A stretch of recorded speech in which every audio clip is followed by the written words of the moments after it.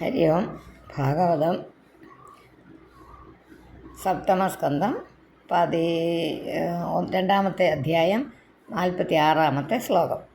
ഭൂതേന്ദ്രിയ മനോലിംഗാൻ ദേഹാനുച്ചാവജാൻ വിഭോ ഭജത്യുത്സൃജതി ഹ്യന്യ തച്ചാപി ഹ്യന്യഃ തച്ചാപി സ്വേന തേജസ ഭൂതേന്ദ്രിയ മനോലിംഗാൻ ദേഹാനുച്ചാവജാൻ വിഭോ ഭജത്യുത്സൃജതി അന്യത് തച്ചാപി സ്വേന തേജസാം.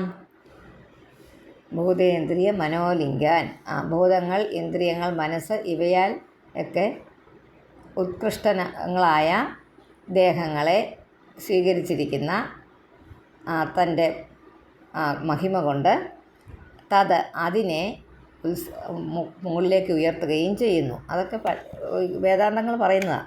വാക്കുകളൊക്കെ പരിചയിക്കാൻ വേണ്ടിയിട്ട് ഞാൻ വാക്കൊന്ന് അർത്ഥം കൂടെ ഒന്ന് പറഞ്ഞതേ ഉള്ളൂ. അതിന് പഞ്ചഭൂതങ്ങൾ, അവയുടെ വികാരങ്ങൾ, അതിൻ്റെ ഓരോന്നിനും ഓരോ വികാരങ്ങളാണല്ലോ, അതിൻ്റെ ഓരോന്നിൻ്റെയും സ്വഭാവങ്ങൾ, ആ സ്വഭാവങ്ങൾ കൊണ്ട് ഇന്ദ്രിയങ്ങൾ, മനസ്സ് എന്നിവയാൽ ഉത്കൃഷ്ടമാക്കപ്പെട്ടതാണ് ഓരോരുത്തരുടെയും ജീവൻ. അതായത് ഞാൻ എന്ന് നമ്മൾ പറയുന്ന ആ മനസ്സല്ല, ആ ഒരു ഭാവം, അതായത് ആത്മാവ്. അത് നമ്മൾ ഞാൻ എന്ന് പറയുന്നത് എന്താണോ എന്ന് നമ്മളെപ്പോഴും പറയാറുള്ളത്. അത് എല്ലായിടത്തും നിറഞ്ഞിരിപ്പുണ്ട്. നമ്മളിലുമുണ്ട്, ബാക്കിയുള്ള ശരീരങ്ങളിലുമുണ്ട്. അത് വേറെ വേറെ ശരീരങ്ങളെ സ്വീകരിക്കുന്നു എന്ന് മാത്രമേ ഉള്ളൂ. അത് നമ്മൾ അതിനെ ഞാനാണ്, ഈ ശരീരമാണ് ആ സത്വം, അല്ലെങ്കിൽ ആ ആത്മാ, ആ ഒരു ജീവൻ, ആ ഒരു പ്രാണൻ എന്ന് നമ്മൾ അറിയാതെ നമ്മൾ ധരിച്ചു പോകുന്നതാണ്. അതാണ് മായ എന്ന് പറയുന്നത്. ശരീരം ഞാനാണ്, ശരീരമല്ല ഞാൻ. ശരിക്കും പറഞ്ഞാൽ ഓരോ ഭാഗങ്ങളും നമ്മൾ മാറ്റിക്കഴിഞ്ഞാൽ മനസ്സാണോ ഞാൻ എന്ന് പറഞ്ഞാൽ മനസ്സുമല്ല. അങ്ങനെ ആത്മാവ് മാത്രമേ ഉള്ളൂ. അത് എല്ലാവരിലും ഒന്നാണ്, വെളിയിലും ഒന്നാണ്, അകത്തും ഉണ്ട്. അകത്തുമുണ്ട്, പുറത്തുമുണ്ടത്. അതൊക്കെ അതിനെക്കുറിച്ച് ആ ഒരു വേദാന്ത ചിന്തകളിൽ വളരെ ഉയർന്നു നിൽക്കുന്ന ഒരു ഭാഗമാണ് ഇങ്ങനെയൊക്കെയുള്ള കാര്യങ്ങൾ പറഞ്ഞിരിക്കുന്നത്. ആ വാക്കുകൾ പരിചയപ്പെട്ടാൽ മതി കേട്ടോ. ഭൂതേന്ദ്രിയ മനോലിംഗൻ ദേഹാൻ ഉച്ചാപജാൻ വിഭുഹോ ഭജതി ഉത്സൃജതി ഹി അന്യഃ തച്ചാപി സ്വേന തേജസ. ഒന്നിച്ച് വായിക്കുമ്പോൾ ഇങ്ങനെ വായിച്ചാൽ മതി. ഭൂതേന്ദ്രിയ മനോലിംഗാൻ ദേഹാൻ ഉച്ചാപജാൻ വിഭോ ഭജത്യുത്സൃജതി ഹ്യന്യഃ, അവിടെ ഹ്യന്യഃ എന്നാക്കിയിട്ട് തച്ചാപി സ്വേന തേജസ യാവത് ലിംഗാന്വിതോ ഹി ആത്മാ താവത് കർമ്മ നിബന്ധനം തതോ വിപര്യ ക്ലേശോ മായായോഗോനുവർത്തതേ. യാവത് ലിംഗാന്വിതോ ഹി ആത്മാ താവത് കർമ്മ നിബന്ധനം തതോ വിപര്യ ക്ലേശോ മായായോഗോനുവർത്തതേ. അത്രയേ ഉള്ളൂ. അതൊന്നും പറയാനുണ്ട.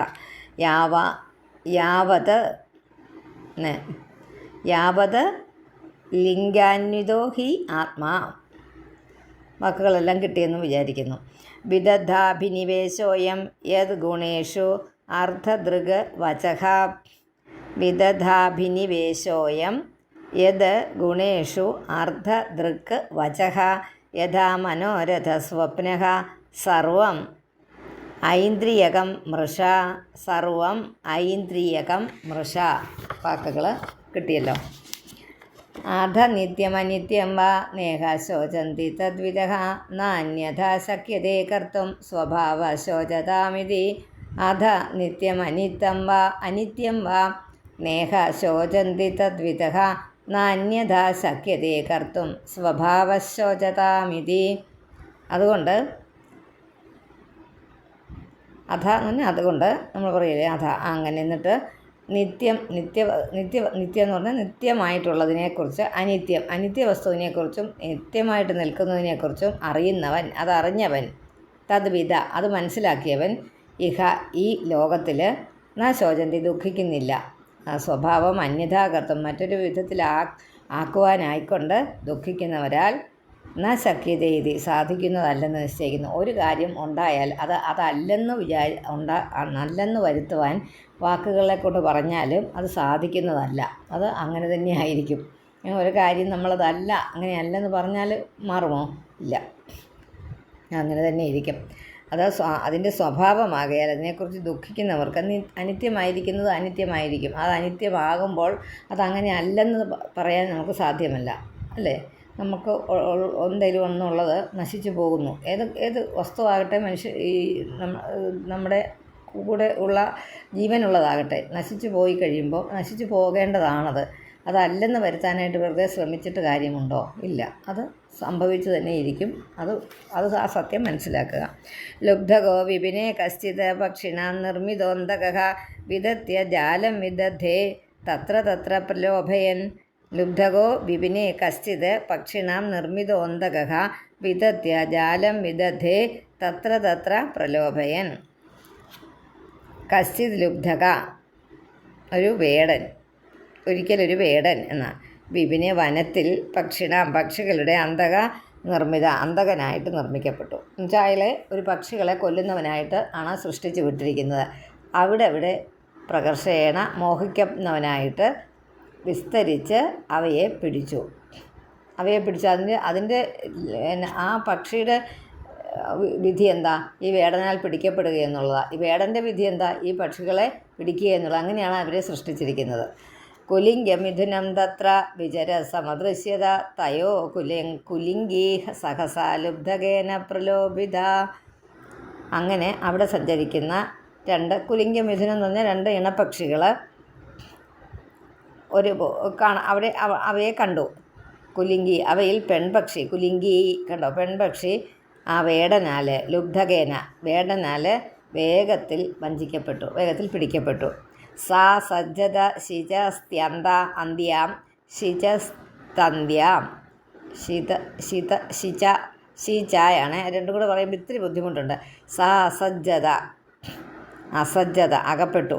സാ അസജ്ജത ശിചസ്തന്ത്യാം മഹിഷീകാലയന്ത്രിത കുലിംഗസ്താം തഥാപന്യാം നിരീക്ഷ്യ ഭൃശദുഃഖിതഃ സ്നേഹാദകൽപകൃപണാം പര്യദേവയത്. കാല കൊണ്ട് ബന്ധിക്കപ്പെട്ട ആ പെൺപക്ഷി ശിചഃ തന്ത്യാം ആ വലയിലെ ചരടിൽ അകപ്പെട്ടുപോയി. അകപ്പെട്ടുപോയി, അങ്ങനെ കെട്ടപ്പെട്ടുപോയി. അപ്രകാരം ആപത്തിൽ അകപ്പെട്ടും കൃപണാം ദുഃഖിതയുമായിരിക്കുന്ന അതിനെ കണ്ടിട്ട് അസമർത്ഥനും വളരെയധികം ദുഃഖിതനുമാക്കുന്നവനുമായിട്ട് കൃപ തോന്നുന്നവനുമായിരിക്കുന്ന ആൺപക്ഷി സ്നേഹഹേതുവായിട്ട് പരിദേവനം ചെയ്തു. അതുകൊണ്ട് വല്ല പ്രയോജനമുണ്ടോ? പരിദേവനം ചെയ്തിട്ട് ഒരു പ്രയോജനവുമില്ല. അഹോ അകരുണോ ദേവ സ്ത്രീയാ കരുണയാ വിഭുവോ കൃപണം മാ അനുശോചന്ത്യ ദീനയാ കിം കരിഷ്യതി. അഹോ അകരുണോ ദേവഃ സ്ത്രീയാ കരുണയാ വിഭു കൃപണം മാ അനുശോചന്ത്യ ദീനയാ കിം കരിഷ്യതി.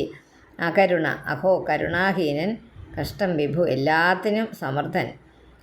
അതുപോലെ കൃപണം മാം ദുഃഖിതനായ എന്നെ കൃപണം ദുഃഖിതനായ എന്നെ അനുശോചന്തി അനുസരിച്ച് ദുഃഖിക്കുന്നവളും അകരുണയ ഏറ്റവും കാരുണ്യത്തിന് അർഹയും ദീനയുമായ സ്ത്രീയെക്കൊണ്ട് ഇനി എന്തു ചെയ്യും? ആൺപക്ഷിയുടെ വിലാപമാണ്. കാമം നയതു മാം ദേവോ കിമർത്ഥേന ആത്മനാഹിമേ ദീനേന ജീവതാ ദുഃഖം അനേന വിധുരായുഷാം. കാമം നയതു മാം ദേവോ കിം അർത്ഥേനാത്മനാഹിമേ ദീനേന ജീവതാ ദുഃഖം അനേന വിധുരായുഷാം. തൻ്റെ ഇണയെ പിരിഞ്ഞ ദുഃഖം അനുഭവിക്കുന്നതിനുള്ള ആയുസ്സോടുകൂടി ദുഃഖം അനുഭവിച്ച് ജീവിച്ചിരിക്കുന്ന ഈ പകുതി ശരീരത്താൽ എനിക്ക് എന്താണ് ഫലം? അർദ്ധാംശമായി എൻ്റെ ഭാര്യയെ കൊണ്ടുപോയ ആ വേടന് എന്നെയും ഇഷ്ടംപോലെ കൊണ്ടുപോയിക്കോട്ടെ. അങ്ങനെയൊക്കെയാണ് പറഞ്ഞ് ദുഃഖിക്കുന്നത്. കഥം ത്വജാത പക്ഷാംസ്ഥാൻ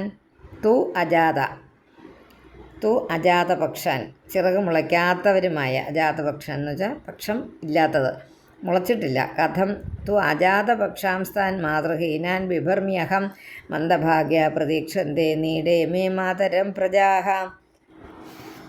സന്താനങ്ങൾ കൂട്ടിൽ മാതാവിനെ പ്രതീക്ഷിച്ച് കാത്തിരിക്കും. ചിറക് മുളയ്ക്കാത്ത കുട്ടികൾ, കുഞ്ഞു പക്ഷികൾ അമ്മയെ നോക്കിയിരിക്കും. ഞാൻ എങ്ങനെ അതിനെ പരിപാലിക്കും? ഞാൻ തീരെ അശക്തനാണ് ഏവം കുലിംഗം വിലബന്ധമാരാത് പ്രിയാവിയോഗാതുരമശ്രുകണ്ഠം സയേവ തം ശാകുനികശരേണ വിവ്യാധകാലപ്രഹിതോ വിലീനഃ. ഇങ്ങനെ ആ പ്രിയയെക്കുറിച്ച്, തൻ്റെ ഇണപക്ഷിയെക്കുറിച്ച് ദുഃഖിച്ചുകൊണ്ടിരിക്കുന്ന ആ ദുഃഖിതനായ പക്ഷി ഇങ്ങനെ ആ കുലിംഗം കാലത്താൽ പ്രേരിതനും ഒളിഞ്ഞിരിക്കുന്നവനുമായ ആ ശാകുനികൻ ആ ദൂരെ നിന്ന് മുറിപ്പെടുത്തി. ആ വേടൻ തന്നെ വേറെ അമ്പെയ്ത് ഇത് ദുഃഖിച്ചിരിക്കുക. ഏതാ? തൻ്റെ ഭാര്യയല്ല, തൻ്റെ ഇണപക്ഷിയെ അകപ്പെട്ടു പോയല്ലോ എന്നോർത്ത് ദുഃഖിച്ചിരിക്കുകയും വിലപിച്ചിരിക്കുകയും ചെയ്യുന്ന ആ പക്ഷിക്ക് നേരെയും വേടൻ മാറി നിന്ന് അമ്പ് തൊടുത്തു. അതും മുറിവേറ്റു. ആ പക്ഷിക്കും മുറിവേറ്റു. ഇത്രയേ ഉള്ളൂ കാര്യം. അത് മറ്റേതിനെക്കുറിച്ച് കണ്ണീരൊലിപ്പിച്ചുകൊണ്ട് ഇത് തൻ്റെ പതനവും സംഭവിക്കാതിരുന്നോ? ഇല്ല. ആ ഭാര്യയുടെ നാശത്തിൽ വളരെയധികം വിലപിച്ചിരിക്കുന്ന, കുണ്ഠിതനായിരിക്കുന്ന, ആകെ തളർന്നിരിക്കുന്ന ആ കുലിംഗ പക്ഷിയെ കാലം കൊണ്ട് പ്രേരിതനായ ആ വേടൻ ദൂരെ നിന്ന് ശരം കൊണ്ട് എയ്ത് കൊന്നു. അപ്പോൾ അതും മരിച്ചു. അല്ലേ? എത്രയേ ഉള്ളൂ സംഭവം. ആ ഒരു കാര്യത്തിന് അവരവരിത് വലുതാക്കുന്ന എത്രയാണോ അത് വലുതാകും, ചെറുതാക്കുന്ന എത്ര ചെറുതാകും. അങ്ങനെയാണ് അതിൻ്റെ കാര്യം. ഏവം യൂയം അപശ്യന്ത്യ ആത്മാപായം അബുദ്ധയഃ നൈനം പ്രാപ്സ്യഥ ശോചന്ത്യ പതിം വർഷശതൈരപീം. ആ പക്ഷിയെപ്പോലെ ബുദ്ധിയില്ലാത്തവരായി നിങ്ങളും സ്വന്തം മരണത്തെക്കുറിച്ച് ചിന്ത ചെയ്യാതെ ദുഃഖിക്കുന്നത് നിങ്ങളും മരിച്ചു പോവുകയില്ലേ? ഹിരണ്യകശിപു ചോദിക്കുക ഹിരണ്യ അമ്മയോടും ഭാര്യയോടും അവരുടെ മക്കളോടും, ഹിരണ്യാക്ഷൻ്റെ മക്കളോടും ഒക്കെ ചോദിക്കുക, ഇങ്ങനെ ആ പക്ഷിയെപ്പോലെ നിങ്ങളിങ്ങനെ സ്വയം നിങ്ങളുടെ മരണത്തെക്കുറിച്ച് ചിന്തിക്കാതെ നിങ്ങൾ എത്ര 100 വർഷം ഇങ്ങനെ വിലപിച്ചിരുന്നാൽ നിങ്ങളുടെ ഭർത്താവിനെ തിരിച്ച് കിട്ടുകയില്ല, അത് തിരിച്ചുണ്ടാവുകയില്ല അങ്ങനൊരു ആൾ. അപ്പോൾ പിന്നെ അതിനെക്കുറിച്ച് ഓർത്ത് നിങ്ങളുടെ മരണം ഉണ്ടാവുമല്ലോ, അതിനെ ഓർത്ത് ദുഃഖിക്കാതെ വേറൊരാളിൻ്റെ അതേ ദുഃഖത്തിനെക്കുറിച്ച്, വേറൊരാൾ പോയതിനെക്കുറിച്ച് ദുഃഖിക്കുന്ന എന്തിനാ? എനിക്കും വരാനിരിക്കുന്ന ദുഃഖത്തെക്കുറിച്ച് നിങ്ങളെന്തിനാ സങ്കടപ്പെടുന്നത്? അല്ലേ? ആരുടെയാണ് ഈ ഹിരണ്യകശിപു ഹിരണ്യാക്ഷൻ്റെ ഭാര്യയോടും മക്കളോടും തൻ്റെ അവരുടെ രണ്ടുപേരുടെ അമ്മയോടും കൂടി പറയുന്നതാണ്. അപ്പോൾ എന്തും എത്രമാത്രം അതിനെക്കുറിച്ച് ഇതുണ്ട്. അത് അദ്ദേഹത്തിനെ കൊണ്ട് പറയിച്ചത് എന്തിനാ? ഏറ്റവും ദുഷ്ടനും നമുക്ക് ഒരു ഉപദേശം തരാം, അല്ലേ? അവരിൽ നിന്ന് നമുക്കൊരു വെളിപാടുണ്ടാകാം. ഇത്രയേ ഉള്ളൂ. ആ ഒരു കാര്യം അത്രയും നിസ്സാരമായിട്ടാണ് അവതരിപ്പിച്ചിരിക്കുന്നത്. ഹിരണ്യകശിപുവിനെ കൊണ്ട് പറയിപ്പിക്കണ്ടായിരുന്നല്ലോ, വേറെ ആരെക്കൊണ്ടെങ്കിലും പറയിപ്പിച്ചാൽ പോരായിരുന്നോ? അപ്പോൾ ആർക്ക് വേണമെങ്കിലും നമുക്കൊരു ഉപദേശം തരാൻ പ്രാപ്തനാണ്. ആ ജീവിതം വെച്ചോ അയാളുടെ ബുദ്ധിയോ വിവേകമോ തൻ്റെ ജ്ഞാനമോ അറിവോ ഒക്കെ വെച്ച് ഈ കാര്യങ്ങൾ, സത്യമായ കാര്യങ്ങൾ പറയാൻ എല്ലാവരും അർഹരാണ് എന്നാണ് ഇതുകൊണ്ട് സൂചിപ്പിക്കുന്നത്. ബാലയേവം പ്രപതതി സർവേ വിസ്മിതചേതസ ജ്ഞാതയോ മേനിരേ സർവം അനിത്യം യഥോദിതം സർവമനിത്യം അയഥോദിതം അയഥോദിതം കേട്ടോ, അയഥോദിതം യഥാർത്ഥത്തിൽ ഇല്ലാത്തത്, ആ യഥോദ്ധിതം സത്യത്തിൽ ഇല്ലാത്തത്. ആ ബാലസ്വരൂപനായ യമനാണ് ഇതെല്ലാം പറഞ്ഞത്. ഹിരണ്യകശിപു ഈ കഥ പറഞ്ഞു കൊടുക്കുക എന്നോട്. അതാ ഞാൻ പറഞ്ഞത് 2-3 ട്വിസ്റ്റുണ്ട്. ഹിരണ്യകശിപുവിനാൽ പറയപ്പെട്ടത് എന്ന് പറഞ്ഞ് യമനാൽ പറയപ്പെട്ടത്. ഈ മരണത്തിനെക്കുറിച്ചാണല്ലോ യമന് പറയാനുള്ളത്. യമൻ അവിടെ പറഞ്ഞ കാര്യം നമ്മളെ ഒരു രാജാവിൻ്റെ സുയജ്ഞൻ്റെ ഇതിനെക്കുറിച്ച് അവരോട് പറഞ്ഞു കൊടുക്കുന്നു. അപ്പോൾ എന്നെയും കൂടെ കൊണ്ടുപോകാൻ പറഞ്ഞ് ഭക്തിമാർ കരയുന്നത് കണ്ടിട്ട് യമൻ അവരോട് മനസ്സിലാക്കി കൊടുക്കുന്ന കാര്യം പറയുന്നതാണ് യുധിഷ്ഠിരനോട് പറഞ്ഞതായിട്ട് നാരദർ പറഞ്ഞതായിട്ട്. അത് ഇവിടെ വീണ്ടും അതാ ഞാൻ പറഞ്ഞ ഒരുപാട് തിരിച്ചിലുകളുണ്ട്. ഇത് ഹിരണ്യകശിപു അമ്മയോടും ഹിരണ്യാക്ഷൻ്റെ കൊച്ചുമക്കളോടും പറയുന്നത് കേട്ടോ. നിങ്ങൾ ആ ഒരു കണ്ടിന്യൂവേഷൻ ആരോട് പറഞ്ഞെന്നുള്ളതിനെക്കുറിച്ച് ഒരുപാട് വറി ചെയ്യണ്ട. അയ്യോ അതെനിക്ക് മനസ്സിലായില്ലല്ലോ എന്ന്. അത് കാര്യങ്ങൾ ആര് പറഞ്ഞാലും അതുപോലെ ഓർത്താൽ മതി. കാര്യങ്ങൾ മനസ്സിലാക്കിയാൽ മതി. ആരോട് എങ്ങനെ പറഞ്ഞെന്നുള്ളത് നമ്മൾ അതിനെക്കുറിച്ച് ശ്രദ്ധിക്കേണ്ട. കാരണം ഇതിനകത്ത് ഒരുപാട് കുഞ്ഞു കുഞ്ഞു കാര്യങ്ങൾ വരുന്നതുകൊണ്ട് ഒരു കാര്യം പറയാൻ തുടങ്ങുമ്പോൾ പറയും, ഞാൻ വേറൊരു കഥ പറയാം കേട്ടോ, ഇങ്ങനെ ഒരിക്കൽ എന്നും പറഞ്ഞ് തുടങ്ങും. അത് തുടങ്ങിക്കോ അതിൻ്റെ അങ്ങ് എത്തിക്കഴിഞ്ഞിട്ടാണ് പിന്നെ കുറേ കഴിയുമ്പം ഈ ആൾ തന്നെ പറയും. അത് കഴിഞ്ഞ് പിന്നെയും കുറേ കൂടെ കഴിയുമ്പോഴാണ് പരീക്ഷത്ത് ചോദിക്കുന്നത്, ശുഗനോട് ചോദിക്കുന്നതായിട്ട് വരുന്നത്. അതും നേരിട്ടാണോ? അല്ല, നമ്മളറിയുന്നത് ശുഗ അല്ല ശുഗബ്രഹ്മർഷി പറയുന്നത് കേട്ടിട്ട് ശൗനകന്മാർ പറഞ്ഞു കൊടുക്കുന്നതായിട്ടാണ് ഇവിടെ സൂതൻ കഥ പറയുന്നതായിട്ടാണ് ശൗനക ആദികളോട് പറയുന്നതായിട്ടാണ് ഭാഗവതം തന്നെ എഴുതിയിരിക്കുന്നത്. അപ്പോൾ എത്ര മറിഞ്ഞാണ് ഓരോ അധ്യായങ്ങളും ഓരോ ശ്ലോകങ്ങളും ഓരോരുത്തരായിട്ട് ഓരോ കഥകൾ ഓരോ പ്രകരണങ്ങൾ വന്നിരിക്കുന്നത്. അപ്പോൾ അതിനെക്കുറിച്ച് നിങ്ങൾ ഒത്തിരി ഇതാകണ്ട. കാരണം നമ്മുടെ ബുദ്ധിക്കൊക്കെ അത് മാത്രം ചിന്തിച്ചിരിക്കുന്നവർക്ക് ചിലപ്പോൾ അത് സാധിക്കും, അത് പറഞ്ഞ് ഇങ്ങനെയാണെന്ന്. അല്ലാതെ നമ്മളെപ്പോലെയുള്ളവർ സാധാരണക്കാർക്കത് പെട്ടെന്ന് അതെങ്ങനെയൊക്കെയാണ് കുരുക്കിൽ പെട്ടാണ് കിടക്കുന്നതെന്ന് മനസ്സിലാകത്തില്ല. അതുകൊണ്ട് ആ ഭാഗങ്ങൾ അങ്ങ് വായിച്ചും അത് ഇന്നാര് പറഞ്ഞതായിട്ട് വായിച്ചും അങ്ങ് പോയാൽ മതി. യമ ഏതദുപാഖ്യായ തത്രൈവ അന്തരാധീയത ജ്ഞാതയോപി സുയജ്ഞസ്യ ചക്രോറിയത സാമ്പരായികം. 59ാമത്തെ ശ്ലോകം. യമൻ ഇപ്രകാരമൊക്കെ പറഞ്ഞ ശേഷം അവിടെ തന്നെ മറഞ്ഞു. സുയജ്ഞൻ്റെ ഇത് ശവദാഹം മുതലായ ആ ക്രിയകൾ അത് അവരവിടെ വേണ്ട വിധം ചെയ്തു. തഥ ശോചതമായൂയം പരം ചാത്മാനമേവ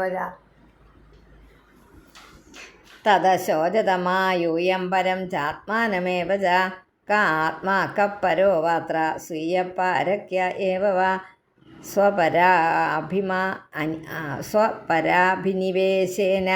സ്വപരാഭിനിവേശേന വിനാജ്ഞാനേന ദേഹിനാം.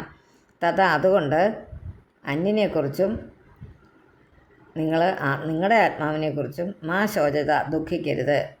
സ്വപരാഭിനിവേശേന, അതായത് അഭിനിവേശത്തോടു കൂടിയ ദേഹം അജ്ഞാനം കൊണ്ട് ദേഹികളുടെ അജ്ഞാനത്തെ കൂടാതെ അത്ര ഈ ലോകത്തിൽ ആത്മാക്കഹ ആത്മാവ് ആര്, അന്യനാര്, അതിനെ സംബന്ധിച്ച് അന്യനെ സംബന്ധിച്ചവനാരാണ്, എന്നെ സംബന്ധിച്ചവനാരാണ് എന്നുള്ള തിരച്ചിലിന് പോകേണ്ട.